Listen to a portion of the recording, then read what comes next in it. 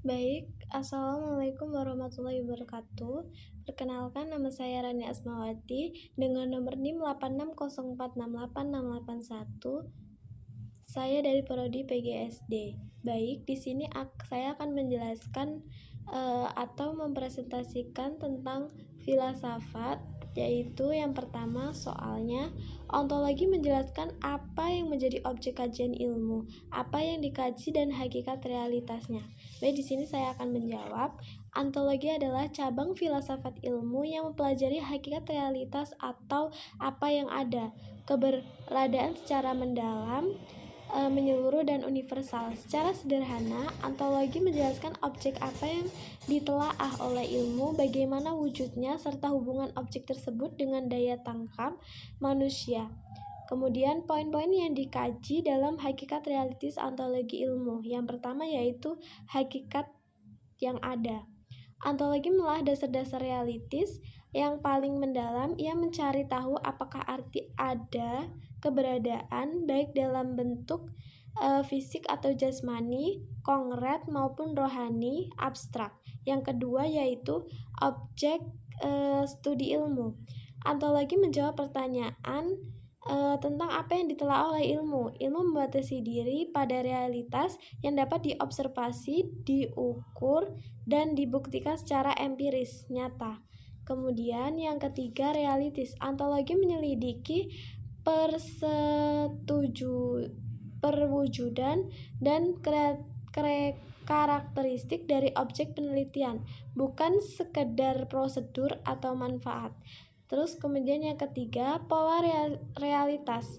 Hakikat realitas dapat didekati dengan dua cara, yaitu yang pertama, kuantitatif. Realitas dianggap sebagai jumlah atau kualitas memunculkan aliran materialisme. Yang kedua yaitu kualitatif. Realitas dipandang berdasarkan kualitas memunculkan aturan idealisme.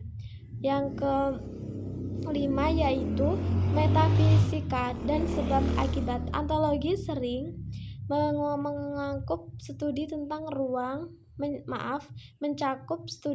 ruang, waktu, dan sebab akibat. Ontologi serta hakikat dasar dari suatu kausa prima. Penjelasannya, ontologi dalam hakikat realisnya menghakasi apa sesungguhnya hakikat objek yang dipelajari. Apakah realitas tersebut benar-benar ada secara objektif, materialisme, atau hanya ada dalam pemikiran, yaitu idealisme. Kemudian yang kedua yaitu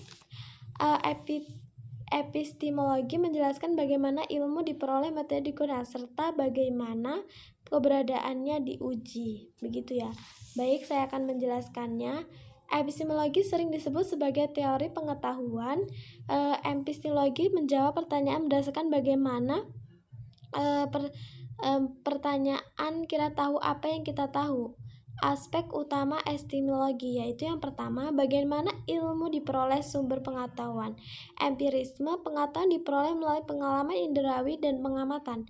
Yang kedua yaitu rasionalisme, pengetahuan bersumber dari akal, pikiran, dan penalaran tinggi. Yang ketiga yaitu positivisme, pengetahuan valid hanya jika didasarkan pada fakta-fakta yang teramati secara objektif. Kemudian yang keempat yaitu intuisi atau wahyu, sumber pengetahuan yang bersifat non-fisik atau keagamaan. Yang kedua yaitu metode yang digunakan cara memperoleh ilmu. Epistemologi memastikan pengetahuan diperoleh melalui prosedur sistematis.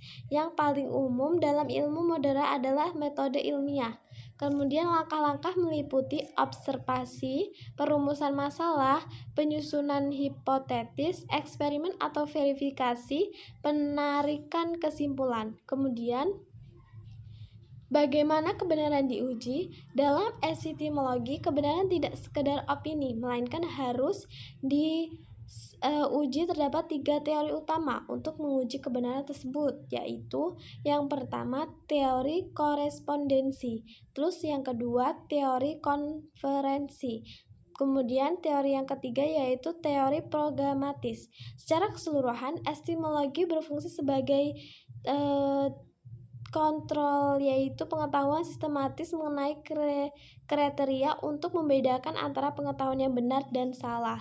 Hal yang ketiga yaitu aksiologi menjelaskan nilai dan tujuan penggunaan ilmu dalam kehidupan.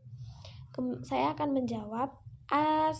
Aksiologi adalah ilmu menjawab pertanyaan tentang untuk apa ilmu digunakan, menekankan pada moralitas serta memastikan ilmu pengetahuan membawa manfaat kemanusiaan dan meminimalisir dampak negatif-negatif. Poin-poin penting aksiologi yaitu yang pertama teori nilai. Aksiologi menjadi dua, yaitu komponen utama etika, baik, buruk, atau moral, dan yang kedua yaitu estetika, keindahan. Nomor 2, tujuan penggunaan ilmu aksiologi memberikan landasan tentang bagaimana hasil keilmuan diterapkan, memastikan kebenaran ilmu seluruh dengan nilai moral, kompas moral etika. Aksiologi berperan dalam menentukan arah pengembangan ilmu agar tidak merusak manusia. Secara singkat, jika ontologi mempelajari apa objek ilmu dan epsikologi mempelajari bagaimana metode ilmu, maka aksiologi mempelajari mengapa tujuan ilmu. Yang keempat yaitu keterkaitan ketiga hal tersebut sebagai fondasi utama ilmu filsafat. Saya akan menjelaskannya. Ketiga pilar utama ilmu filsafat, ontologi, epistemologi, dan aksiologi, merupakan salah satu kesatuan yang saling terkait erat, tidak dapat dipisahkan, integral sebagai fondasi ilmu, keterkaitan sebagai fondasi energi. Tiga pilar, ontologi, epistemolo, apa yang ada, ontologi menentukan bagaimana cara kita mengetahui. Epistemologi, aktologi, ilmu yang diperoleh secara valid. Epistemologi harus dikembalikan penggunaannya untuk nilai kebalikan aksiologi. Ontologi, aksiologi, realitas yang ada. Ontologi dinilai kebermanfaatnya bagi manusia. Aksiologi, kesimpulan. Ketiga secara bersama-sama membentuk penggunaan filsafat ilmu yang kokoh. Baik, cukup ini yang bisa saya jelaskan. Apabila ada salah, mohon maaf sebesar-besarnya. Saya akhiri. Wassalamualaikum warahmatullahi wabarakatuh.